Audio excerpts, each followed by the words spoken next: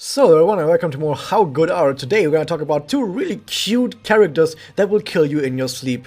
However, because they're this cute, we can't really be mad, right? I mean, we're going to be dead after that, but we can't really be mad at them. We're going to start out with Sakurako, Eternal Sakura, or Room of the 10,000 Year Sakura, or Manen Sakura no Uwasa is actually how you pronounce this, Manen Sakura no Uwasa, or just Sakurako. And we're going to take a look at her playstyle while I talked, because I already mentioned that, she's going to kill you in your sleep. The reason why I mentioned this is because she's kind of like the sort of assassin-like character, and we're going to see that already, if we just take a look at her personal, we see that she has a chance to critical hit herself 100% for one turn. Awesome! So we already see that she has the ability to do a lot of damage on one turn by dealing that critical damage, which is fine. I mean, this is an okay personal. However, one thing to always note about a critical hit is that you might already have other sources of critical hit, and if you're already getting a critical hit, then getting more critical hit chance isn't going to help you. But this is still a pretty good personal that you might want to use if you play her offensively.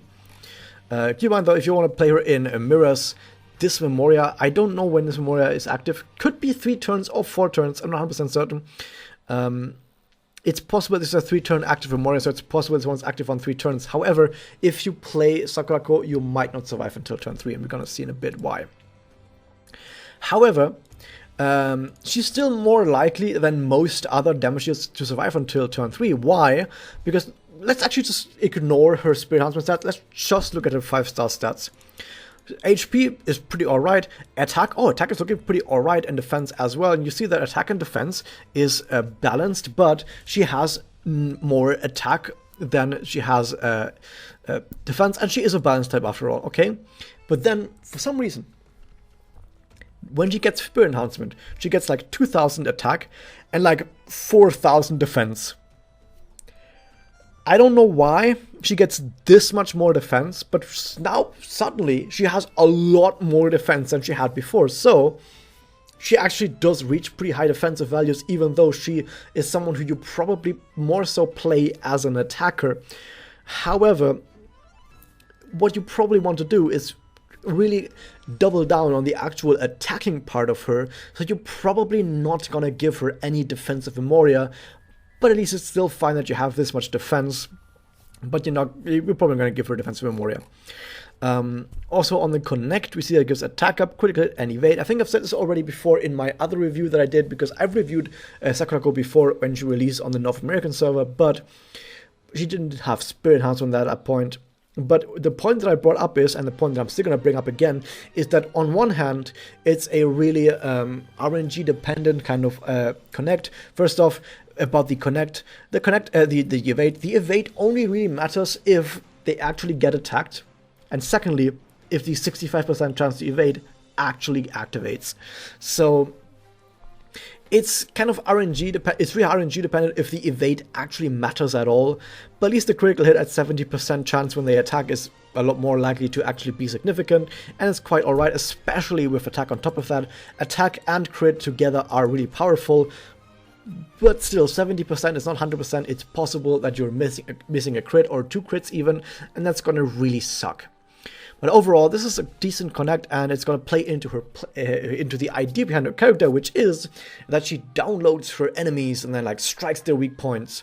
So she's going to be able to evade enemies, she's going to critical strike enemies, she's going to defense pierce, all that kind of stuff, anti-evade, like download and then strike weak points. It's basically the idea of a Sakurako. We see her Magia as well. It's attribute strength and damage, because when she's downloaded the dark types, they're gonna get destroyed. And yeah, she's a light type, so she destroys dark types with attribute strength and damage, but it's only against one enemy, which is not that great. But if you have a single target dark type unit, they're going to absolutely explode with this Magia on them. Also gives skill seal, which not that great. It gives Accel MP gain up to all allies, 30% in Magia level 5, which is really good.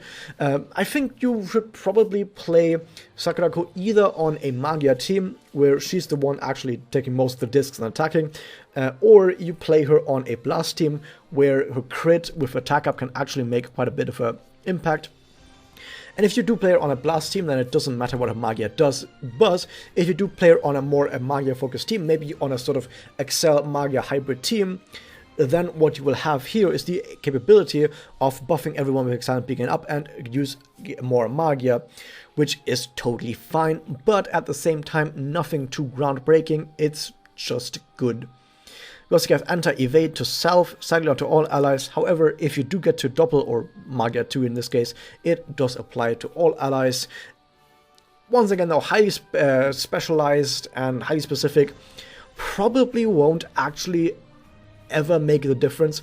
Like, I'm still probably fairly confident that most people out there that use Sakurako might not ever in their entire life playing this game get into a situation where they actually need this. Because the thing is, if there's an enemy, a singular enemy on the enemy team who's evading attacks, you can just use the Magia on them to kill them, because you cannot evade Magia. So if the Magia just kills them because they cannot evade it, what's the point of getting the anti-evade?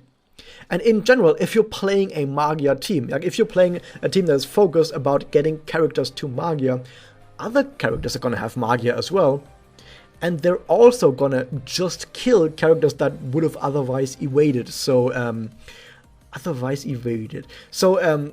overall, if you're playing a Magia team and you get this Magia out, evading enemies will probably just die to Magias, and the anti-evade is kind of useless. But still, it fits into her theme, at least the theme of, like I said, downloading enemies and striking weak points. That is really something that is awesome. And actually it's nice to have a character with more of this sort of theme going on. Last time we talked about Yukika. Yukika is also one of my favorite characters out there because she has this theme. We go to her Spirit Enhancement. You see that most of these are just standard buffs, like some XLMP, some XMP, Magia up, charge attack damage up, blast up, just some very basic standard bonuses. But at least we can see that they're more so focused on the sort of Excel Magia side and not so much on the blast damage side. I mean, she doesn't even have as much blast damage up as Cool Homura, and that's how you know that someone has low blast damage, if they're somehow below Cool Homura, who has basically 0. What else we have though? Still, we have once again the theme. Chance to defense pierce 15%. Yep, gotta have that with this sort of theme going on here. However, I will say one thing. She's a balanced type, which I guess is why she has so many different buffs, but I would have still liked if there was some other cool node in here, because I think there's just too many just normal buffs that most people get, and nothing that's specific just for her. Like, the only thing that's really just specific for her is the defense pierce, and that's about it, and that's kind of sad actually in my opinion. However, the active kind of makes up for that, because the active is actually really powerful and makes her really, really amazing in PvP, in mirrors, if you are willing to play the roulette wheel for a bit. Because what it does is it gives 25% attack up. That's already pretty good to just have an attack up if you're playing in mirrors, if you want to kill enemies at least. And what else it does is it gives chance to defense pierce 40% to self. Also, keep in mind that the defense pierce, as far as I know, I'm not 100% certain on this, but as far as I know, defense pierce stacks multiplicatively. Meaning that you both have, like if you attack, I assume there's 2 checks. The first check checks against the passive 15% chance, is it a defense pierce or not. If it's not, then it checks again against the 40%, is it defense pierce or not. So it's a more likely than just 40% to actually hit this. I think it's more like 55%, not quite like this, 52% or something like that. It's weird to do the math in my head. But maybe something like 52% chance to actually get the defense pierce, which is really good. And the thing is, if you are playing this in mirrors, and you actually hit the defense pierce with the 25% attack up, and you have some offensively oriented Memoria on you, enemies will just die probably in one hit. I have once seen an enemy Sakurako hit my Ren, who has like 14,000 defense with Memoria, my Ren, on turn 1 with her first disc, which was a charge combo. It was not charge combo, a charge disc, but it was a Puella combo for her. It was an Excel disc, either of those 2 discs, and it hit for 62,000 damage because of defense pierce. That's pretty fucking strong. So the defense pierce is absolutely amazing. 64,000, not 14,000. 64,000 on turn 1 with the first disc. But yeah, that's pretty darn powerful, I would say. It absolutely deletes enemies in mirrors if you get the defense pierce to hit, especially if you're on a Puella combo, so keep that in mind. On PvE, it's still a nice damage bonus, but it's not going to be as nice as, of course, I just mentioned in mirrors. So this is something that if you play maybe in mirrors against a Sakurako, you might have to worry about Sakurako using her active and then suddenly one-shotting your entire team by proccing defense pierce, and that sucks for you. It's awesome for the Sakurako. So yeah, Sakurako is a really good assassin in that she can give other people crit, she ignores evade with both her Magia and of course the anti-evade she gets from it, makes her friends evade, and then has a chance to herself defense pierce, and if you play a personal, you get more crit on that. So yeah, assassinate all the enemies. Now that we talked about an assassin, we're going to talk about another character who definitely is an assassin. We're going to talk about Sunao. She's a heal type with 2 Exaltis, 2 Blast Discs. Her stats are rather balanced across the board. She's a heal type, so don't expect too much from her stats. If we look at a personal, we see it gives 30% attack up and critical hit. Wait a second, I thought she wasn't an assassin. Why does she have an assassin Memoria, and why does it look like she has a dagger behind her back? Probably just a coincidence, right? So yeah, this is more like an assassin sort of Memoria. Is this alright? Not really. Her attack isn't that great that I think playing her as an attacker makes enough sense. But if for some reason you want to play a heal type as an attacker, I guess you can do it with this personal.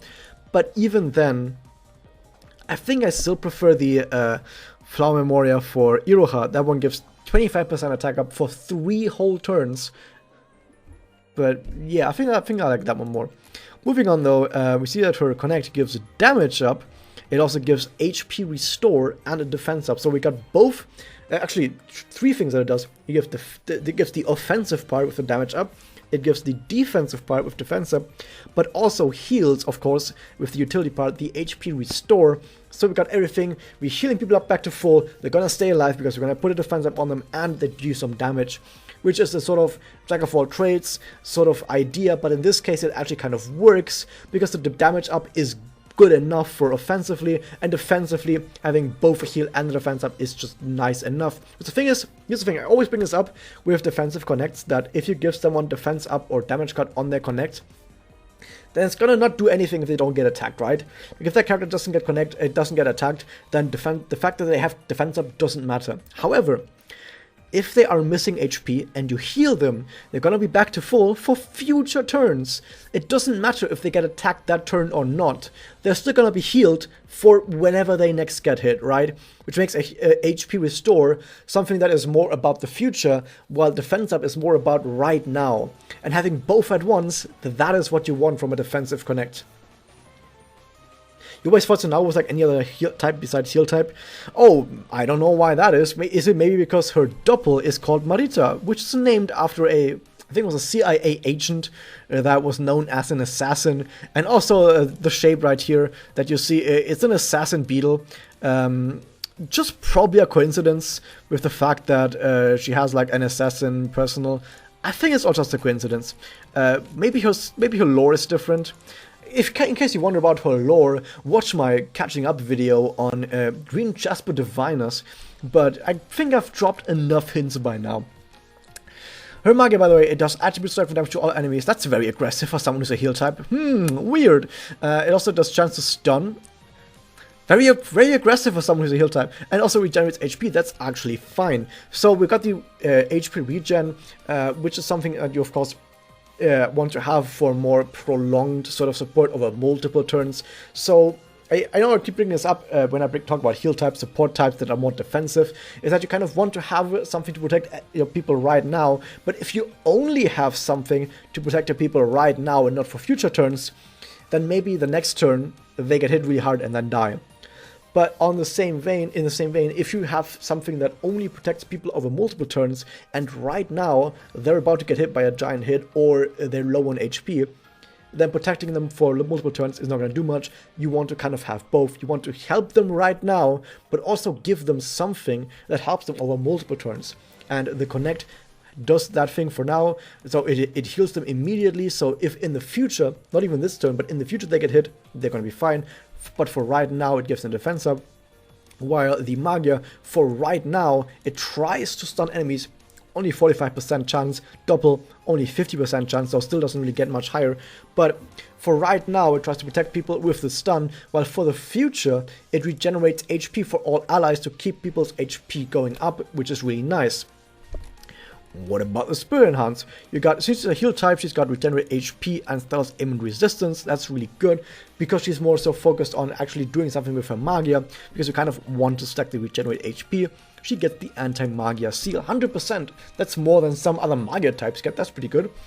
More Magia damage up, multiple Magia damage up nodes. Could it be that she's trying to assassinate enemies? I don't know about that. It also got a chance to evade 50% and 50% chance to defense pierce. Defense pierce, what an assassin kind of ability is that? It also has as an active remove buffs from target. What an assassin kind of ability. I mean, this is more so something that you probably won't use that very often. I can probably tell that most fights that you're going to go through, even if it's challenge quests, you're not gonna probably get too much use out of this at all, and you might not use it at all during most quests, which is kind of sad. And even when it's useful, it's usually not that useful. Because if you're playing a team with a healer, with a supporter that is more on the really defensive side, chances are you're going to stall, and if you're stalling, you don't really care much if the enemy either buffs themselves with attack up or defense up, as long as your setup is good enough. Because if your setup has like 100% damage cut on them and 100% defense up during most turns, and like regenerates 20% HP each turn, then it doesn't really matter if the enemy like doubles their attack. You're still not gonna die from that. And also, if the enemy like doubles their defense, what does it matter? You're stalling anyway. Doesn't matter. If you have to play like 5 more turns than before, yeah, whatever. So buffs, removing buffs from target, usually not that important. But I guess if you're playing a more aggressively oriented lineup with more assassins on them, then maybe it's going to be more important to keep enemies free of buffs. But even so, I would have much rather liked basically any other active, most other actives rather, than just this. But still, maybe sometimes it's gonna save you and you're gonna feel happy that you have this. But yeah, overall, she's a very decent healer that is able to protect her allies in multiple ways, doing it right now, doing it in the future, healing people, keeping people alive with the defense up, healing people over multiple turns, stunning enemies, multiple ways of approaching the idea of defending your allies by healing them or protecting them in different ways. And if none of that works, if somehow none of that works, you can just assassinate them, your enemies. Now, if you guys enjoyed this, hit that subscribe button, ring the bell, and I'll see you guys next time.